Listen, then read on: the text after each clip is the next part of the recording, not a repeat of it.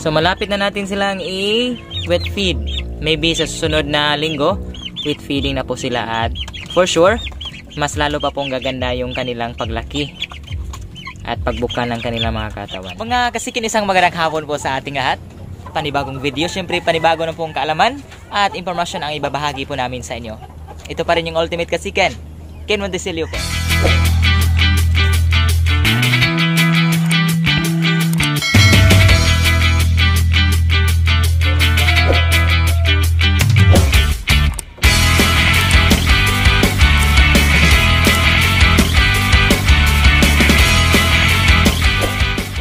Kasikin, welcome back ulit sa ating YouTube channel. Yan, sobrang pasensya po kung talagang seldom na lang po tayo makapag-upload ng video sa YouTube natin sapagkat medyo busy na po. So, balik na po tayo sa trabaho. So, pasukan na. So, ayan, naka-insert pa tayo. Ayan.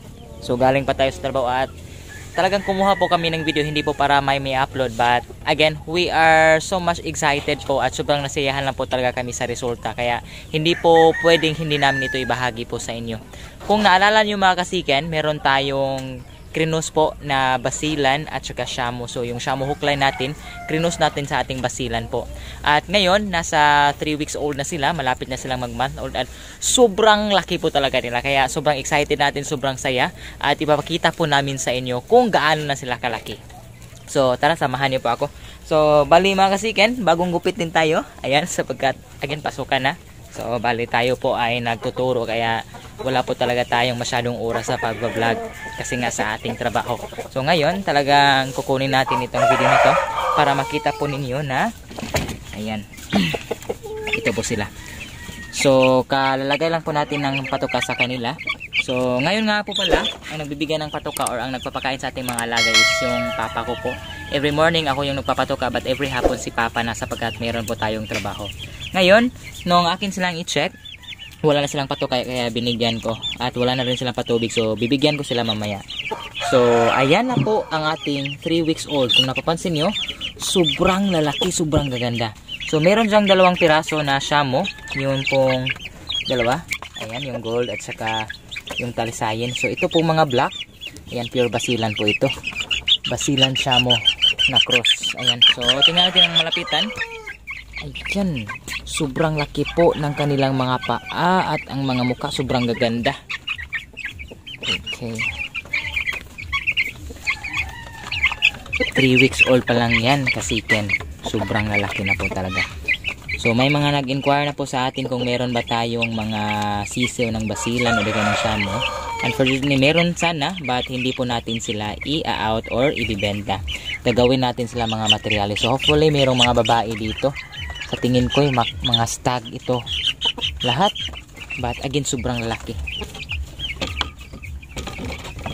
Dito rin pala yung atin pong bagong kahiwalay lang na sisiw.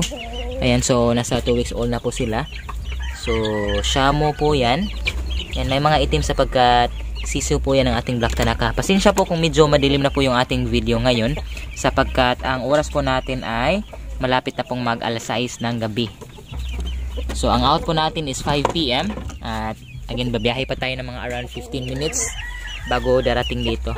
So kasiken, dahil nga sa magandang resulta ng cruises po ng basilan sa shamo, so amin na pong ginanab yung opportunity. Kaya dito, ayan, nandito si Basilio, ang ating broodcock. Ayan. So krinos natin sa ating Jutako po na wheat and white sapagkat malalaki din ang anak nito. So ngayon, wala pa silang itlog sapagkat nasa around 5 days pa sila simula ng atin po silang tinipon. But hopefully, the next day po, magsisimula na po itong magitlog. Medyo malaki na po ang kanyang sipit or puwetan. Okay. So, para po makita nyo rin yung ating pong mga bagong pisang sisiw. By the way, ayan na po yung ating mga basilan. Gumagala sila.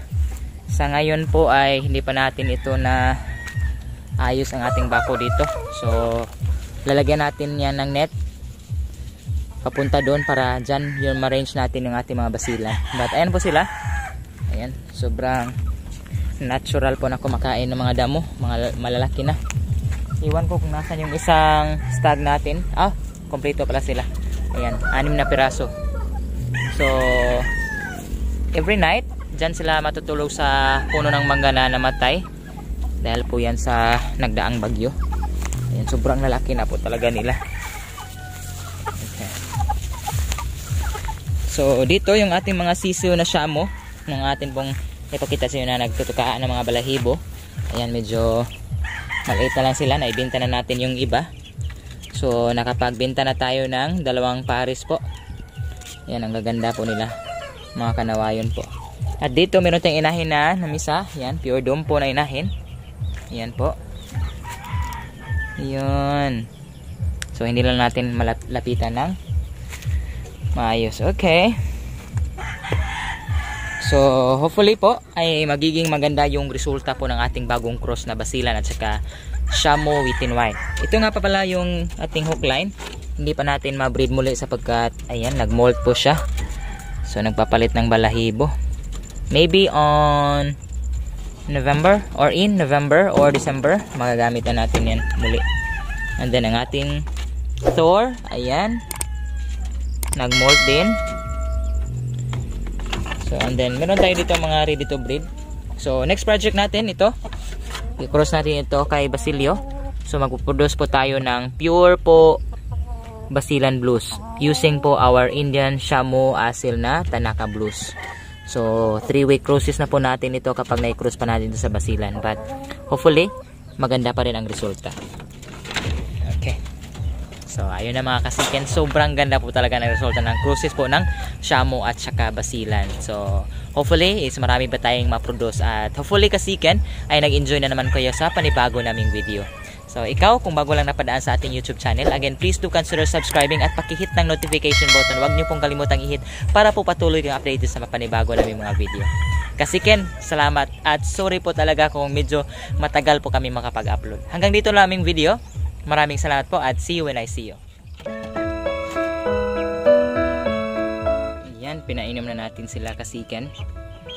Talagang naubusan sila ng patubig at buti na lang chinek natin. So siguro lagyan na natin ng pailaw para maganda silang tingnan. Ayan, makikita niyo po ng husto. Ayan po sila. So malapit na natin silang i-wet feed. Maybe sa susunod na linggo, wet feeding na po sila at for sure, mas lalo pa pong gaganda yung kanilang paglaki at pagbuka ng kanilang mga katawan.